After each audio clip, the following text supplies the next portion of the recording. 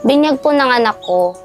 Nag-ano po ako sa core po dito sa Dampol Second na si Karen. Ano po, bigla, inaksyonan po niya agad. Tapos sinabi niya po agad dun kay Vice, yun po. Tapos pinahiram niya po kami ng 2 tent.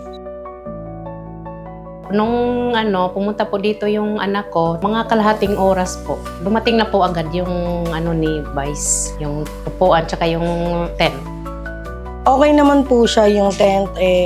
Bago naman po yung dinala at maganda po yung pagkakagabit po nung tent. Meron din po siyang upuan na pinahiram.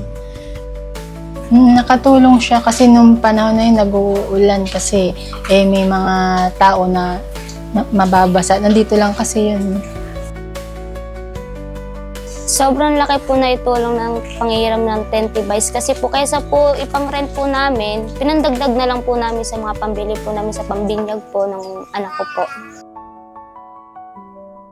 Malaking tulong po para sa amin kasi nairaos po namin yung birthday at binyag po ng anak ko. Sobrang kaginhawaan po kasi yung nakahiram kami ng tent kay Attorney Vice kasi sobrang sikip po kasi talaga dun sa loob kasi sa labas po mainit, yung mga tao po nasa labas medyo nakahinga sila ng maluwag kasi may mga hangin gano'n tapos di po sila naiinitan sa labas.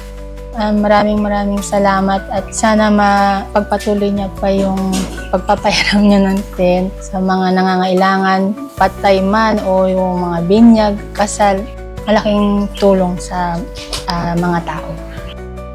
Sobrang laking tulong po ng mga programs na ginagawa ni Attorney Vice, lalo po sa mga kababaihan, sa mga nangangailangan po. Thank you po.